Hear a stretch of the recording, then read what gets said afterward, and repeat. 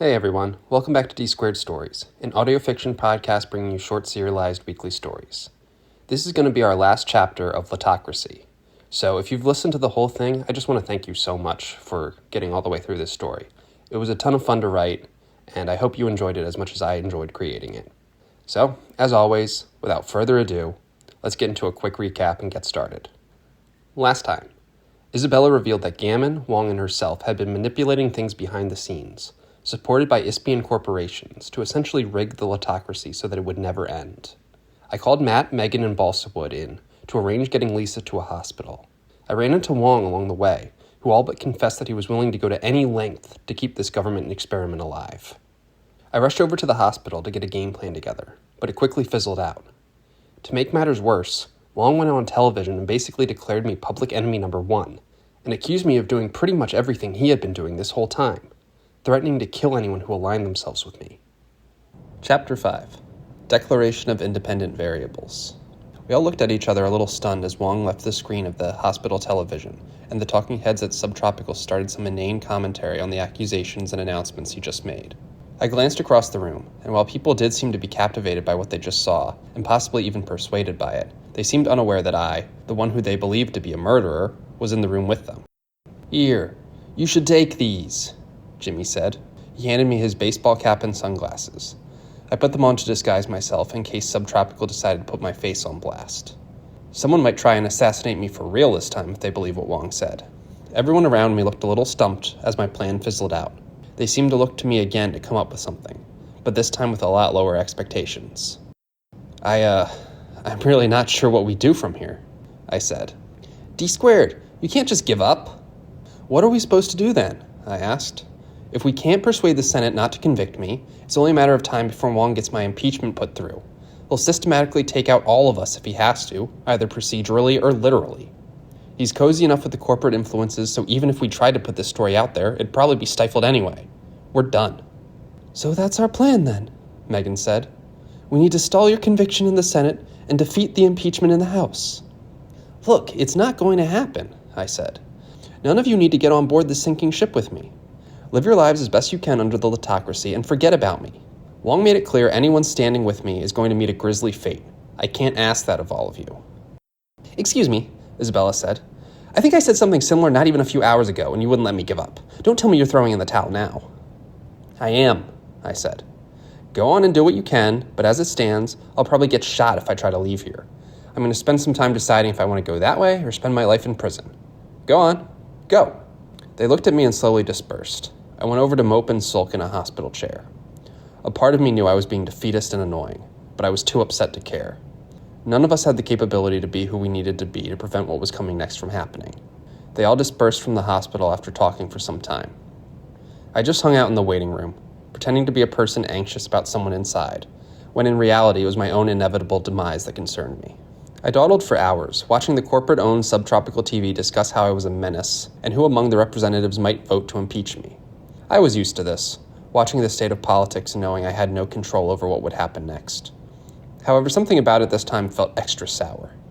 At some point, from exhaustion, I must have managed to fall asleep in my chair. I woke up sometime around 4 a.m. to a nurse nudging me.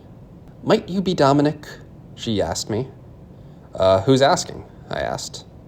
"Visiting hours are technically over, but this woman in there is being really defiant about asking for you. Could you please come in to see her? I can't quite get her to calm down." I was a bit confused. Nonetheless, I followed the nurse down the hallway into a patient's room. "I'll leave you for a bit." She closed the door behind herself as she left. I saw Lisa Fay, sitting up and looking frustrated at me. Her neck was still wrapped up big time. She had a keyboard and speaker right next to her. She started frantically typing into it. A robotic voice spoke for her. "What the hell do you think you're doing?" it said. "Lisa, I'm glad you're okay," I said. "You should drop this whole thing. It's not worth your life, too." "Shut up, Donovan," it said. "I didn't get slashed across the throat just to have us give up on ending this Lottocracy." She seemed to type in the wrong key for O at the end there. "What do you want me to do?" I asked her. "Put the vote forward to end this Lottocracy," it said. She fumbled the keystrokes again. "How? Matt is too stuck in his views, as reasonable as they might be to him, to even entertain listening to anyone who disagrees with him. Megan seems to think that being an asshole to people who don't fit her view of normal is a political opinion. People like Jimmy think it's more important to have principles in the face of someone who has none and will literally kill to get what they want. And Isabella, the most foolish of all, thought we could fix this from inside the system. There was a pause as I made my tantrum. She started clacking again. "Listen to yourself," it said. "You think everyone else is too stubborn in their ways except for you. But you want everyone else to change their ways for you." I paused, getting frustrated but not sure how to respond.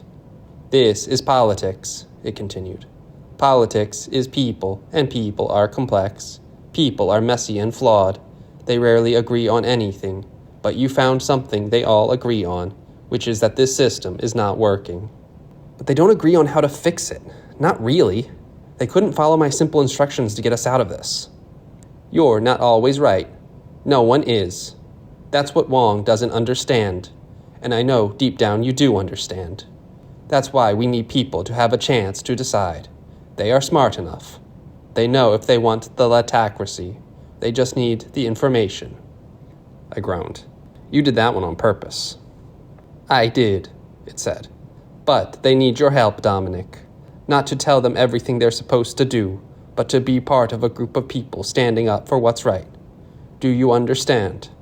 I nodded. "Good. Then go and end this Lottocracy." I smiled and I departed.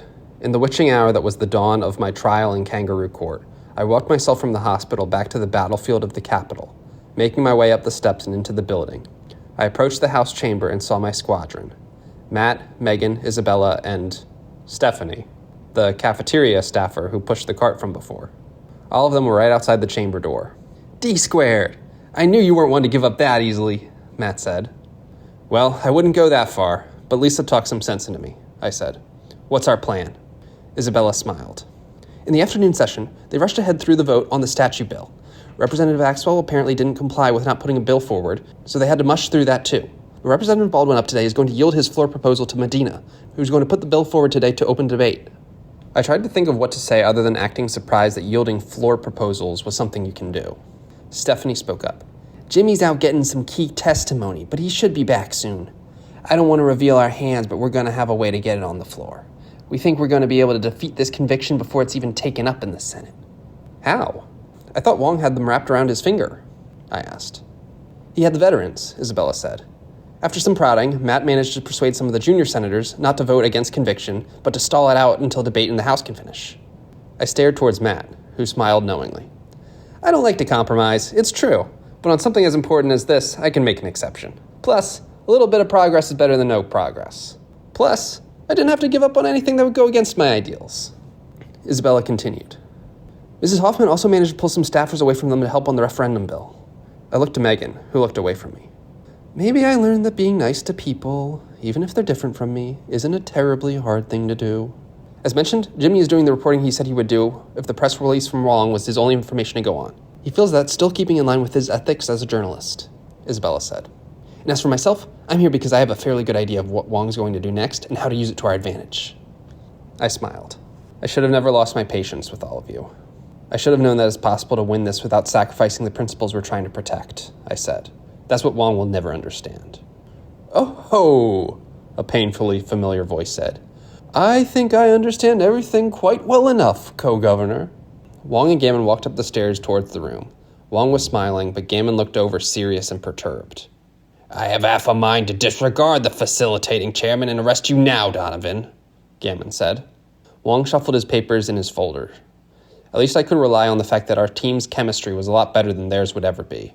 Wong seemed to try to ignore him and walked right up to Isabella's face. "I've left the Senate to my staff, and I've come to keep my eyes on the House," he said.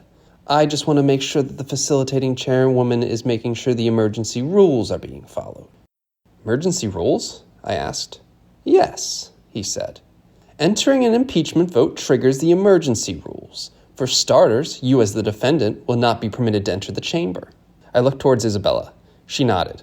This seemed not to be a surprise to her as she held onto her coffee cup calmly, seeming to make a show of it. This action seemed to anger Wong. He went over and knocked her coffee cup to the ground. "And of course, lest we forget, no food or beverages during emergency rules, Miss Reyes." He balked, overconfident, but still sounding distressed. "That's not a problem," she said. She calmly pulled up her sleeve, revealing a handful of patches on her arm. "I went ahead and put on some caffeine patches this morning just for this exact scenario," she said. "Oh, honey, I think you might have a problem," Megan said. I agreed with Megan. Nonetheless, the intended effect of sending Wong into a further frenzy seemed to work. He was clearly angry as he finished his last bit of rules.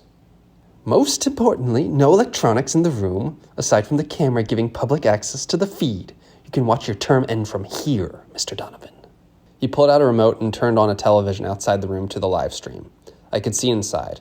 Most of the representatives and staff had already arrived and were getting set up. Isabella, Matt, and Megan all put away their electronic devices in lock boxes right outside the room. Stephanie stood outside, seemingly not intending to go into the room. It dawned on me that no one really made it fully clear to me what she was doing here, but it seemed a little too late to address something like that. "See you on the other side, D-squared," Matt said. "Mr. Donovan, we'll make things right," Megan said. Isabella gave me one last finger gun as she and Wong entered the chamber. Gammon stood outside with me. Stephanie departed down the stairs. Gammon seemed to turn an eye to her, but then decided to keep his attention fully on me. I turned to watch as the proceedings got kicked off. "I, Representative Baldwin, yield my floor proposal to Representative Medina," he said. Medina approached the podium, smiling with a smirk I wanted to wipe right off his face. He began to speak.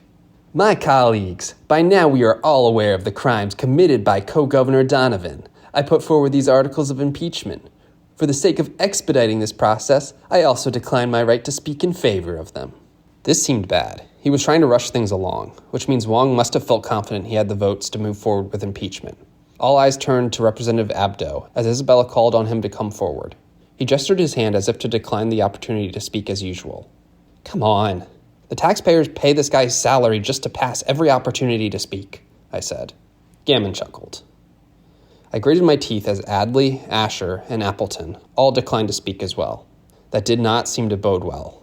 Representative Axwell did come up to the podium, and Isabella gave her a knowing smile. Axwell took to the podium and spoke.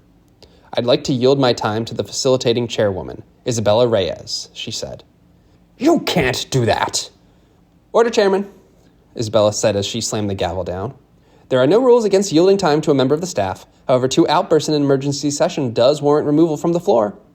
The timer had paused the moment the gavel went down, so she still had 55 seconds left. Wong looked frustrated and then seemed to understand that she was stalling with this maneuver, and crossed his arms and sat back in his seat. Reyes gavelled the session back in and began to speak. "My dearest representatives," she said, "it has been so wonderful getting to meet you over the past 2 days.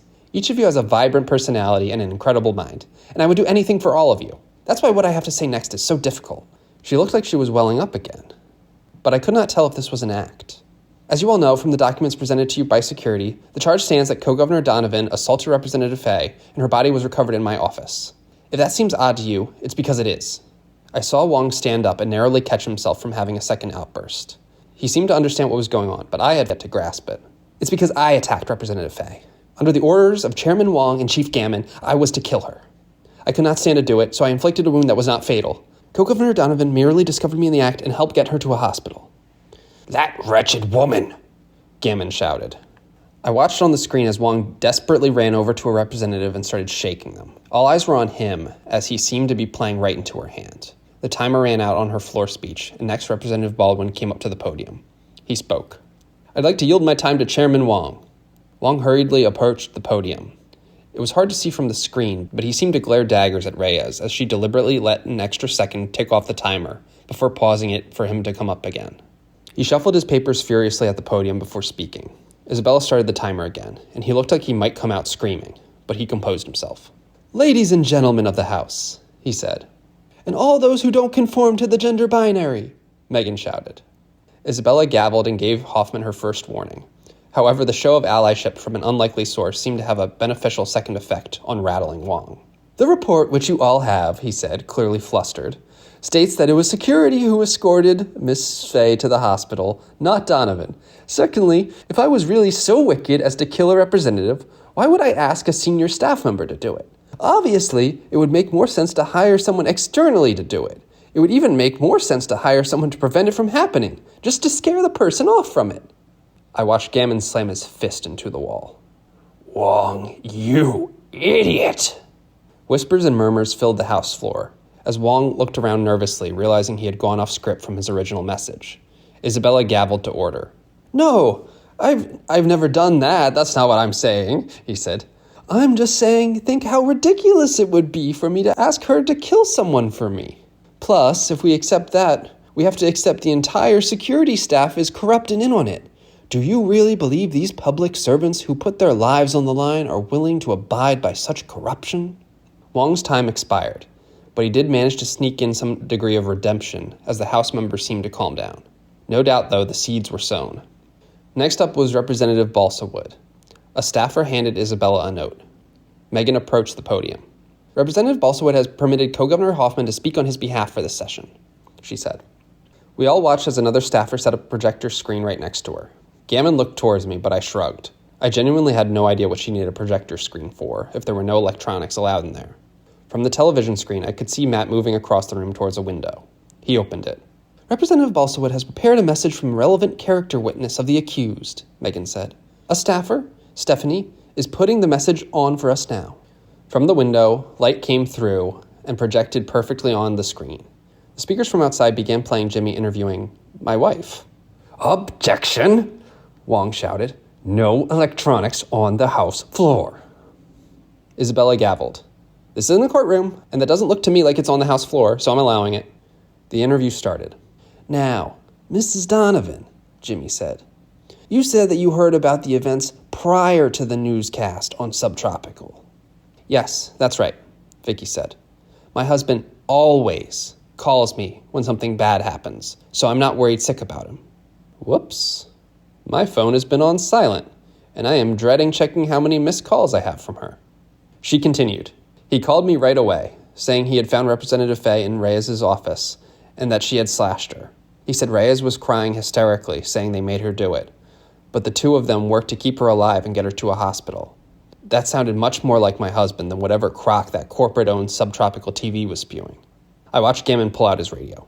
"We got an issue. Anyone on the private line?" he asked. I heard someone respond. I ran over and grabbed the device out of his hand. He was caught off guard by this, and I managed to get it. I started running down the hallway and towards the steps. "Ha! But you wish you were allowed to kill me, right, Chief?" I taunted as I started to round the corner. I heard 3 gunshots ring out as I stumbled right before the stairs. One clipped the corner wall, which was the only thing between him and me now. I had dropped the radio as I staggered up to my feet. "I think you underestimate how much I hate being given orders," he said. I heard his footsteps moving fast as he rounded the corner. He clearly expected me to still be going down the stairs, so when he got around the corner with gun in hand, I just barely managed to wrestle it out. Another shot went off, causing my ears to ring, but I managed to fling the gun down the steps. I held my hand over my one ear. "How's that for spatial awareness?" I asked. "What you gonna do now, Chief?" He decked me in the face with a strength I did not think a 70-year-old man should have in him. I staggered back and raised my arms in defense. I tried striking back with a jab of my own, but he grabbed my arm and threw me over his shoulder and onto my back. I felt the wind nearly get knocked out of me as I landed, but with sheer adrenaline driving me, I managed to get back up to watch him glare at me. "I haven't spent my whole life in security just to be bested by some damn hipster barista." That one stung a little. The ringing in my ears started to fade, and I started to hear the television again. The representative after Balsawood tried to yield their time to him and Megan, again it sounded like, but their broadcast seems to have been cut off. It seems like Gammon's guys managed to interpret what he wanted and get there soon after all. "I was there shortly after the event and spoke to Miss Fay," Megan said, trying to continue keeping the pressure up without the projector. "Co-Governor Donovan had nothing to do with this, and she will surely testify to this as soon as she is well enough to recover." Gammon's attention seemed to get caught by this. He ran to grab the radio and raised it to his face once again. "I need someone to get to that hospital and silence that lady for good," he said. My eyes widened. I ran over to try to stop him, but he socked me in the gut. I won't let you," I said, doubled over in pain. I missed what had happened on the screen, but for some reason, Wong was speaking again. "This is all a carefully orchestrated theater act," he said. "They plan to kill Lisa Fay for real this time and claim ownership to her final words. Sick and despicable that this is a conspiracy between all 3 of the co-governors. But we will soon have no issue impeaching all 3 of them if that's what it takes." "Ha ha," Gammon chuckled. "He's good at all this stuff with words, like his father. That's why I keep him around." "You monster," I said. "You think you should be the end-all be-all, the one who gets to decide everything. What about Lottocracy? Do you believe in it at all, even? He walked over to me. I put my fists up again, but even when blocking his punch, it still did a number on me. I told you, it's the worst form of government, aside from all the others, he said. But it makes people feel helpless, and that's the important thing. Helpless? You want people to feel helpless? I asked. Of course. That's the way to keep idiots from controlling things. Make them feel uninvolved. Democracy gives them too much of a choice. Even if you make it seem like it's just between two crappy options, there'll still be some people who can have hope. Think things can change. It's better things stay exactly the same. He drove an uppercut nearly right into my head. I narrowly dodged backwards. Things should change. People have a right to decide if they change. I don't care if that's through democracy or through some random selection of people, but I'm not going to let you stifle it. I swung directly into his chest and he just chuckled a bit. He kicked me down and onto my back. He pointed at the television. Representatives, one by one, were declining their time to speak. I saw vaguely on the screen Matt and Megan pleading with someone. They got through B. They got through C. Then even D. And were rounding out E. I heard Isabella call out, Representative Faust? This man, seemingly reluctantly, yielded his time to Megan. Matt went up to the podium with her. He adjusted the projector screen and then ran to another window. He opened it. A second projector, Gammon yelled. The feed started, and it was us. Gammon and myself. No, not a live feed of us, but one delayed by a bit. I watched as Gammon threw his first punch at me, then sped forward a bit. I saw very vaguely on the television screen what looked like Gammon picking up the radio again. The sound, though, it came through clearly. I need someone to get to that hospital and silence that lady for good. I watched the rest of the scene that I had witnessed firsthand just about a minute ago play out. Gammon struck me again. We watched the television.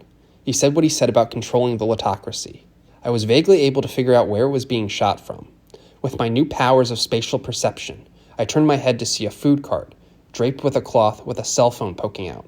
Underneath, it was balsa wood. You bastards! Gammon yelled. He looked ready to charge me again, but from behind he was quickly grabbed by Isabella and Matt and thrown to the ground. On the screen, Isabella's staff was now facilitating as they watched. I saw time run out on the speech, and Wong tried to storm up to the podium to gavel it to a close, but the representative stopped him. Some security guards came over to our location. I got nervous, but they seemed unaware of what their chief had been up to. Clearly only Gammon's inner circle was aware of his misdeeds. As Wong writhed, Isabella's staff did eventually call the speech to a close. I heard footsteps slowly make their way up the stairs. I watched this person as they continued towards the chamber. As the staff called forward the next person, she walked up to the podium. They asked her if she had a statement prepared or if she needed any help, but she declined them. My name is Representative Lisa Fay, she said in a crackly voice. My life was threatened for attempting to put forward a bill to allow for a referendum to vote on ending the Lottocracy. She coughed and struggled to breathe, but then she continued. I have no ill will towards the Lottocracy. In fact, I think the beauty of such a system is that anyone can be selected, even someone who puts forward something that ends it. If you believe in the principles of Lottocracy, such a thing must be allowed to come to pass. I would ask that we speed through this sham of an impeachment. Vote no, and put forward my bill. Let's see how we, the selected officials, vote, and then, if in favor, how the people vote. The House nearly unanimously applauded her. I let out the biggest sigh of relief. The proceedings went on quickly. Only Medina and a handful of other corporate stooges and those under Wong's thumb gave floor speeches trying to persuade people to still impeach me, but they fell on deaf ears. At the end, the vote was an overwhelming 260 to 40 against impeaching me. They called for a brief recess. In that time, Wong and Gammon were both put under arrest and would await trial. We got Lisa back to the hospital, with a note allowing Megan to propose the bill on her behalf. Debate on the referendum bill was rather heated, but in the House it sailed to victory with only a little bit of grievance. The Senate was a different story. Matt, Megan, and I were on the Senate floor for the entirety of the debate. Matt was the most useful there, having made connections previously. It narrowly passed by a single vote. We of course signed it into law unanimously. It nearly was not a unanimous vote, due to the exact parameters of the election. The language of the bill had been a bit contested by Matt for how it gave free rein to local governments to run the election, which he feared could cause voter suppression. Megan felt she had given up enough by not requiring 3 different forms of ID for voters in the initial draft of the bill. Nonetheless, they did manage to agree that this was good enough for what it was. On election night, a phrase not uttered for decades in Ispia, Vicky, Megan, Megan's husband, Matt, Isabella, Lisa, and I all watched the results on ISP News from my co-governor's suite. "And we're back from break. I'm here with our election correspondents, Stephanie and Kiana," Jimmy said from the screen. "Now, Stephanie, what are you making of these results so far?" "These results are really turning up pro-Lottocracy, Jimmy," she said. "Even in the southern provinces where there's always been a bit of anti-Lottocracy sentiment, the results are coming in pretty break-even. This means by the time the capital city, Ispis, is fully counted, it looks like it's going to be a commanding endorsement of Lottocracy." "That's really interesting," Jimmy said. "Kiana, any idea on why these results might be coming back this way?" "Yeah, so I totally did a quick Kling Klang live during that last commercial break just to ask that," she said. "Of the very limited people of voting age in my followers, they are saying that they feel like Lottocracy wasn't given a fair shake because of the bozos who were totally rigging the system. In other words, they want to see what true untampered Lottocracy would look like. Any other reasons you know of?" "Yeah, they for real love the current co-governors. Their polling numbers collectively are like through the roof. I think because most people see themselves reflected in kind of a bit of one of them, which is totally how Lottocracy is supposed to work." Isabella laughed. "Look at that, you guys. You're popular." "Of course we are," Matt said. "We only saved the government from 2 psychos who were trying to run it by themselves." I just kind of held my chin in my hands as I watched. "What's wrong, sweetie?" Vicky asked. "You were hoping not to be co-governor anymore?" I don't not want to be if people want me to be," I said. "I just can't wrap my head around how anyone could watch all of what happened and still think this is an okay way to run a country." "People are messy, Dominic," Lisa said. "Sometimes elections end up getting the wrong candidate that people go on to regret. No system of government is ever going to be perfect, but at least everyone had a chance to decide what kind of imperfect we're going to be." "Well put, Miss Fay," Megan said. "I think it's poetic, really. Lottocracy was bound to put people forward eventually that would do something like this. But Wong, Gammon, and the corporations only accelerated the process by being so controlling." "It does make you wonder," Matt said. "Wonder what?" I asked.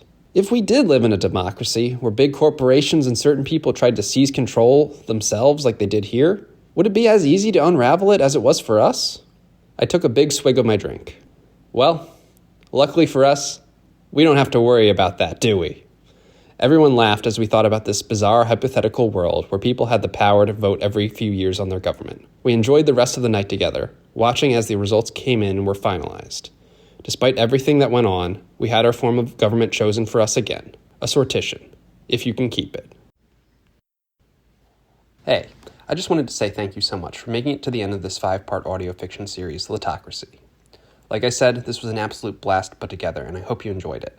There will not be a full episode in the feed next week. Trying to give myself a little bit of buffer to work on future projects. But keep your eyes peeled, because on whatever feed you follow, I'll be putting out a teaser for the next 5-part series called Amaretta. It's another project I'm very excited about. Without taking too much away from the teaser, it's an audio action drama in the style of an old Western movie, but it's heavily inspired and influenced by the works of Studio Ghibli and Miyazaki. Somewhat a departure from this story and genre, but I hope that it intrigues you nonetheless to give it a listen. Again, I appreciate you listening and hope to have you listen again next week. Lottocracy is a D2 Stories production. You can stay up to date with Lottocracy and all future D2 Stories productions by following us on social media. That'll be D2 Stories across just about any of the big platforms.